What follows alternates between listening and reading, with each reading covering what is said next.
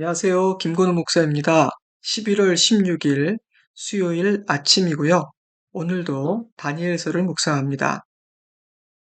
12장으로 구성된 다니엘서는 크게 1장에서 6장, 그리고 7장에서 12장 이렇게 두 부분으로 나눌 수 있습니다. 이 두 단락은 내용이나 서술 방식이 현저히 다르기 때문입니다.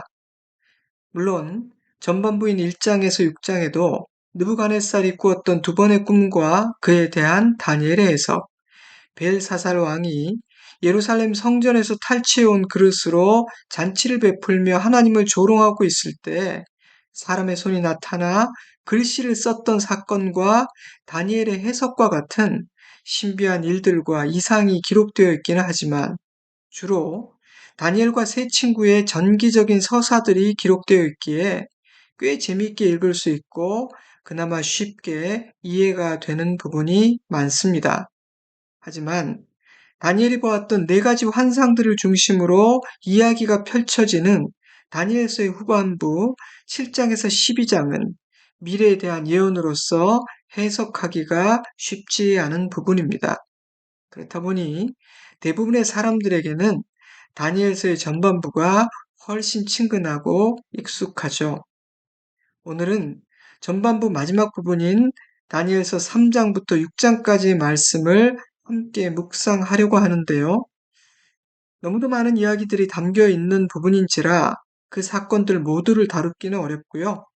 다니엘과 세 친구의 믿음이라는 주제를 중심으로 묵상해 보고자 합니다.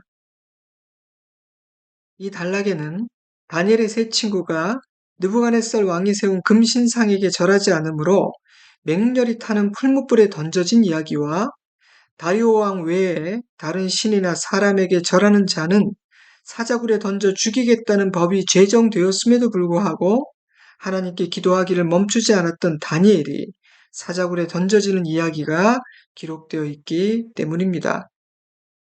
많은 교훈들이 담긴 중요한 단락인데요. 오늘은 네 가지 정도의 교훈을 함께 묵상해 보고자 합니다. 첫 번째 교훈은 하나님의 사람들을 해하려는 원수의 음모와 공격은 결코 멈추지 않는다는 사실입니다.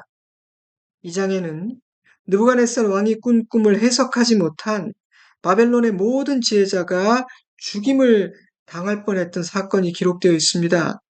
그들은 다니엘 덕분에 목숨을 구하게 되죠. 느부갓네살 왕은 다니엘을 온 지방을 다스리는 자로 세웠고 바벨론 모든 지혜자들의 어른으로 삼았습니다. 다니엘의 세 친구는 바벨론 각 지역을 다스리는 책임자로 임명되죠. 그런데 3장은 바벨론의 지혜자들이 다니엘의 세 친구를 고발하는 이야기로 시작됩니다. 왕이 큰 금신상을 만들고 엎드려 절하지 않는 자는 왕의 권위에 도전한 것으로 알고 그 즉시 맹렬히 타는 풀무불에 던져 죽이겠다 선포했음에도 불구하고 사드락, 메삭, 아벳느고 이 세 사람은 절하지 않았기 때문입니다. 3장 8절은 어떤 갈대아 사람들이 참소했다라고 표현하고 있지만 학자들은 그들이 평범한 갈대아인들이 아닌 바벨론의 지혜자들이었다고 이해하고 있습니다. 정황상 그들은 이 세 사람을 책잡기 위해 오랜 시간 기회를 엿보아왔음이 분명합니다. 비록 다니엘의 도움을 받아 목숨을 부지하기는 했지만 다니엘이 자신의 상전이 되고 그의 친구들이 왕의 신뢰를 받아 높은 자리에 있는 것이 꼴사나웠기 때문입니다. 때문에 다니엘의 세 친구는 언제나 자신을 죽이려는 적들로 둘러싸인 처지였고 끊임없이 공격을 받았을 것입니다. 그런데 마침내 그들은 이 세 사람을 풀무불에 던져 넣을 기회를 잡은 것이죠. 6장을 보면 다니엘의 처지 역시 다르지 않았음을 알 수 있습니다. 다니엘의 경우에는 원수들이 보다 적극적으로 다니엘을 해칠 음모를 꾸몄습니다. 이방인 출신 주제에 가장 높은 자리에 앉아 모든 나란 일을 관장하는 다니엘이 너무도 꼴보기 싫었던 바벨론의 총리들과 고관들은 다니엘을 고발할 근거를 찾고자 무진 애를 썼지만 아무런 허물을 찾아낼 수가 없었습니다. 다니엘은 너무도 깨끗하고 충성스러운 사람이었기 때문입니다. 그래서 묘수를 내게 되죠. 다니엘을 잡으려면 그의 신앙을 이용해야 한다. 원수들조차 인정할 정도로 다니엘의 신앙은 선명하고 확고했기 때문입니다. 그들은 왕을 찾아가 왕이시여 대신들이 모여 의논을 했는데요. 앞으로 30일 동안 다리오 왕을 제외한 그 어떤 신, 그 어떤 존재에게도 절하지 못하는 법을 만들고 그 법을 어기는 자는 사자굴에 던져 넣도록 하면 좋겠습니다. 그리하므로 왕에 대한 충성심을 확인해 보는 것이 어떻겠습니까? 라고 제안했습니다. 왕이나 나라를 위한 충성심에서 비롯된 제안이 아닌 왕의 권세를 이용하여 다니엘을 제거하려는 음모인 줄 알지 못했던 다리오 왕은 흔쾌히 승낙하죠. 이처럼 하나님을 의지하는 모든 믿음의 사람들은 끊임없이 원수들의 음모와 비방과 중상모략과 공격을 당하게 됩니다. 바로 그것이 사단이 존재하는 이유니까요. 그러므로 내가 믿음으로 살고자 할 때 사단이 강력하게 역사하는 것은 조금도 놀라운 일은 아닙니다. 오히려 자연스럽고 당연한 일이죠.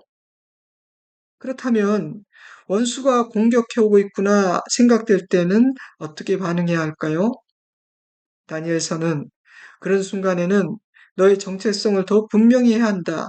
오직 믿음 하나만으로 반응해야만 이길 수 있다. 라고 말하고 있습니다. 왕이시여 몇몇 유대인들이 왕의 명령을 어기고 왕이 세운 신상에 절하지 않고 있습니다. 그들을 풀무불에 던져 넣어야 합니다. 라는 고발을 접한 느부갓네살은 크게 진노했지만 귀한 인재들을 잃고 싶지는 않았던 것 같습니다. 그래서 즉시 죽이지 않고 회유를 시도하죠. 3장 15절입니다. 이제라도 내가 만든 신상 앞에 엎드려 절하면 좋거니와 만일 절하지 아니하면 즉시 너희를 맹렬히 타는 풀무불 가운데 던져 넣을 것이니 능히 너희를 내 손에서 건져내시니 누구이겠느냐. 그냥 눈 딱 감고 절해라. 뭐 그리 대단한 일이라고 목숨을 거냐. 뭐 이런 말이었어요. 그런데 그날 왕의 말 중에 아주 중요한 착각이 있었습니다. 바로 너희를 내 손에서 건져낼 신이 누구이겠느냐? 라는 문장입니다. 그는 이 세 사람의 운명이 자기 손에 달려있고 그 누구도 자신의 권세에 대적할 수는 없는 것처럼 말하고 있습니다. 하지만 그런 생각이 얼마나 대단한 착각인지는 곧 증명됩니다. 자신들을 해치려는 원수들의 공격과 왕의 회유 앞에서 세 사람은 어떻게 반응했습니까? 그들은 자기가 섬기는 분은 오직 하나님 한 분이시며 자신들의 운명은 왕의 손이 아닌 하나님의 손에 달려있다고 대답했습니다. 3장 17절 왕이여 우리가 섬기는 하나님이 계시다면 우리를 맹렬히 타는 풀무불 가운데서 능히 건져내시겠고 왕의 손에서도 건져내시리다. 그렇게 하지 아니하실지라도 왕이여 우리가 왕의 신들을 섬기지도 아니하고 왕이 세우신 금신상에게 절하지도 아니할 줄을 아옵소서. 왕은 너희 운명은 내 손에 있다 협박했지만 세 친구는 그렇지 않습니다. 우리의 운명은 하나님의 손에 있습니다라고 대답했습니다. 이들에게는요, 왕에게 잘 보일 마음도 하나님을 버리고 위기를 넘길 마음도 없는 것 같습니다. 그들은 이 엄청난 위기 앞에서 자신들의 정체성을 더욱 분명히 밝히고 오직 믿음 하나로 반응하고 있는 것입니다. 다니엘은 어떻게 했습니까? 그는 이 일의 배후에 자신을 해하려는 자들이 있으며 하나님을 경배할 경우 사자굴에 던져질 것을 알면서도 늘 하던 대로 하나님께 기도드렸습니다. 6장 10절 다니엘이 이 조서에 왕의 도장이 찍힌 것을 알고도 자기 집에 돌아가서 윗방에 올라가 예루살렘으로 향한 창문을 열고 전에 하던 대로 하루 3번씩 무릎을 꿇고 기도하며 그의 하나님께 감사하였더라. 이들의 모습을 보며 히브리서 11장 38절 말씀이 생각났습니다. 이런 사람은 세상이 감당하지 못하느니라. 사랑하는 성도 여러분, 하나님의 사람들을 해하려는 원수 사단의 음모와 공격은 결코 멈추지 않습니다.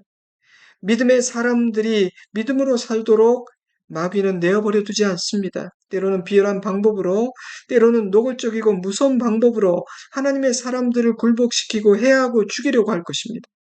그런 순간 우리는 나의 정체성을 더 분명히 선포해야 합니다.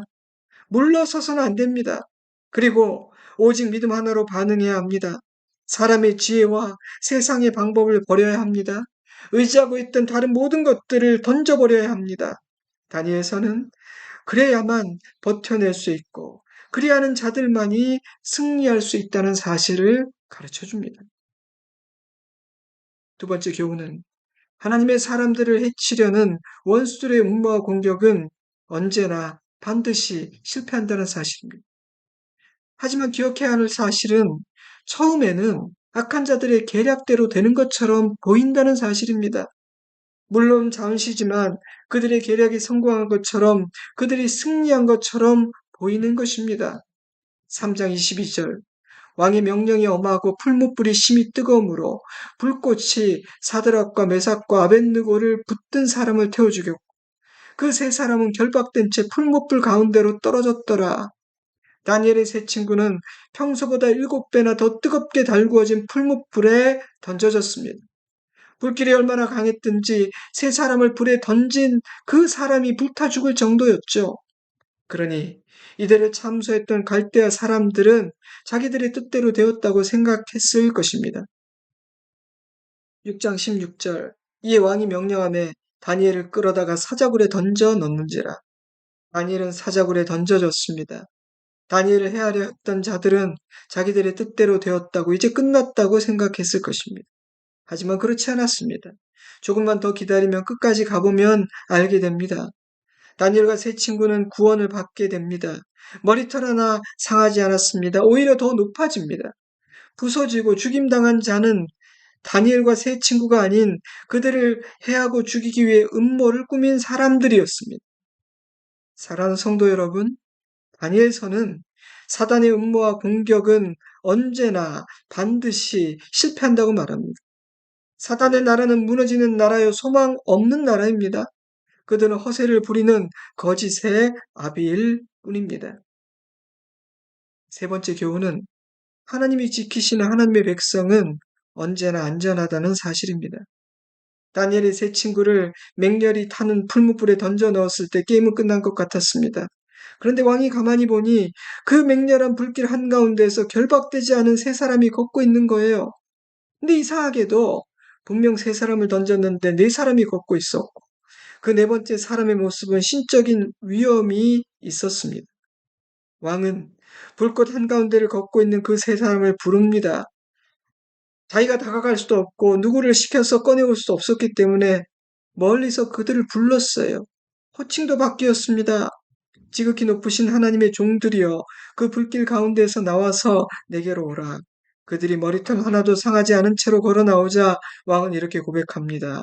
3장 28절 사드락과 메삭과 아벳느고의 하나님을 찬송할지어다. 그가 그의 천사들을 보내사 자기를 의뢰하고 그들의 몸을 바쳐 왕의 명령을 거역하고 그 하나님 밖에는 다른 신을 섬기지 아니하며 그들에게 절하지 아니한 종들을 구원하셨도다. 왕은 다시 조서를 내립니다. 내용은 이랬습니다. 이들이 섬기는 하나님의 이름을 경솔히 말하면 그의 몸을 쪼개고 그의 집을 부셔버리겠다. 대역전이었습니다. 다니엘이 굶주린 사자들로 가득한 사자굴에 던져졌을 때 게임은 끝난 것 같았습니다. 하지만 다음날 새벽 사자굴로 달려간 왕이 다니엘을 불렀을 때 이런 대답이 들려왔죠. 6장 22절 나의 하나님이 이미 그의 천사를 보내어 사자들의 입을 봉하셨으므로 사자들이 나를 상해하지 못하였습니다. 혹시라도 마침 그날 사자들이 배가 불러 식욕이 떨어져서 다니엘이 무사할 수 있었던 것은 아닐까요? 그렇지 않았습니다. 왜냐하면요. 진노한 왕이 다니엘을 참수한 자들을 사자굴에 던져 넣었을 때 그들이 바닥에 닿기도 전에 사자들이 달려들어 뼈까지 부서뜨렸기 때문입니다. 그러니 그 밤에 다니엘을 지키신 분은 하나님이십니다. 하나님께서 사자들의 입을 봉하셨기 때문입니다. 다리오 왕 역시 새로운 조서를 내립니다. 내 나라 내 관할 아래에 있는 모든 백성들은 다니엘의 하나님 앞에서 떨며 두려워할지어다. 그나 살아계신 하나님이시며 그의 나라는 영원할 것이다. 사랑하는 성도 여러분, 믿음을 지키려는 하나님의 사람들은 한없이 약해 보이고 그들을 해하고 죽이려 하는 원수들은 너무도 강해 보입니다. 그러나 하나님이 지키시는 하나님의 사람들을 그 누구도 해할 수는 없습니다. 믿음의 사람들은 언제나 안전합니다. 우리가 지혜롭고 강해서는 아닙니다. 우리가 신뢰하는 하나님이 강하고 위대하시기 때문입니다. 그러므로 우리가 할 일은 그 위대하신 하나님, 그 강하신 하나님을 전적으로 신뢰하는 것입니다. 그 순간 우리는 진정 강한 자가 되는 것입니다. 사단에게 만만치 않은 존재가 됩니다. 기억하십시오, 여러분. 하나님을 의지하는 우리는 그 어떤 상황 가운데서도 안전합니다. 마지막 네 번째 메시지는 고난 가운데서 믿음을 지키는 자는 주님과 교제하고 주님과 동행하는 놀라운 복을 누리게 된다는 사실입니다. 풀무불 가운데 떨어진 세 사람은 주님과 걷는 영광을 누렸습니다. 풀무불 속에서 주님과 함께 걸으며 어떤 대화를 나누었을까? 어떤 기분이었을까? 저는 궁금합니다. 사자굴에 떨어진 다니엘은 주님이 보내신 천사들과 하루를 보냈습니다. 천사들과 어떤 대화를 나누었을지, 주님과 어떤 교제를 나누었을지 저는 궁금합니다. 저는 다니엘과 세 친구들이 누렸던 주님과 교제하고 깊이 동행하고 친밀히 동행하는 그 은혜는 오직 믿음으로 사는 자들만이 누릴 수 있는 은혜라고 생각합니다. 그것은 고난 중에서도 믿음을 지키려 하는 자들에게 주신 하나님의 선물이기 때문입니다. 그렇게 고난 중에 주님과 더 깊이 교제했던 그들의 믿음은 더 깊어지고 더 강해졌을 것입니다. 사랑하는 성도 여러분, 우리의 믿음은요, 믿음으로 행동함으로 더 강해집니다. 믿음으로 행동하지 않으면 우리의 믿음은 강해지지 않습니다. 퇴보합니다. 약해집니다. 우리가 믿음으로 행동할 때 우리 주님은 우리에게 더 가까이 다가오시기 때문입니다.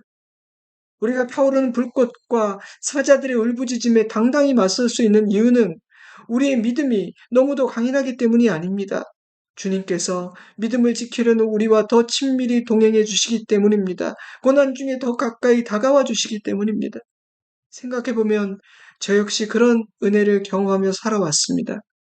고난은 언제나 힘든 것이었지만 고난 중에서 주님을 찾고 의지할 때 주님은 저를 만나 주셨고 그 어느 때보다 친밀하게 더 강력하게 붙잡아 주시고 동행해 주셨습니다. 고난 중에 나누는 교제는 더 친밀하고 더 따뜻했습니다.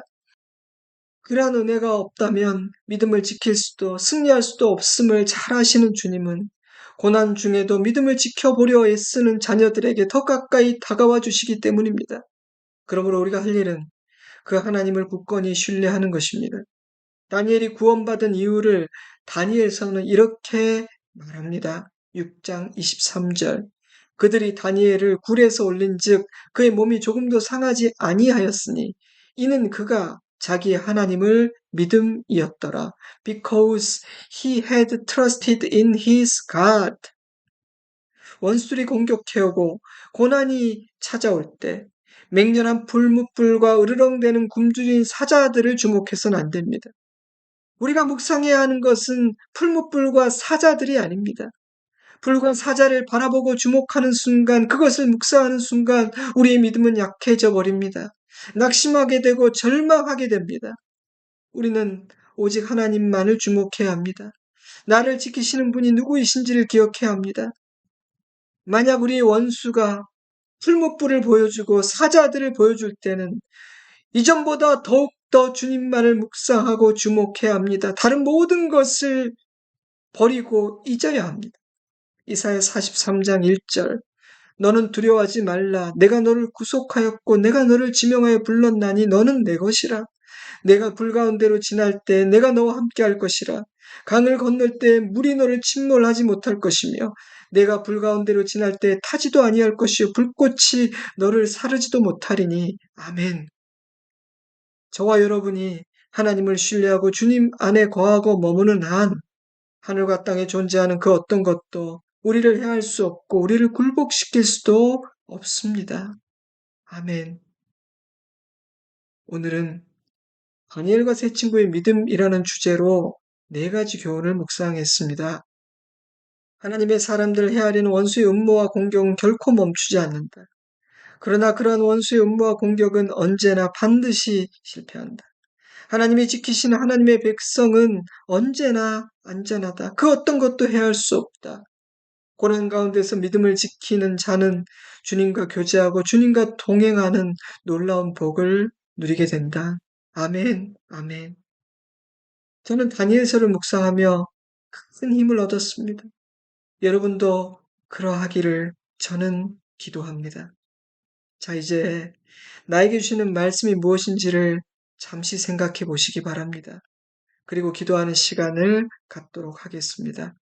저는 주일에 뵙겠습니다. 사랑합니다. 축복합니다. 평안하십시오. 그리고 건강하십시오. 샬롬.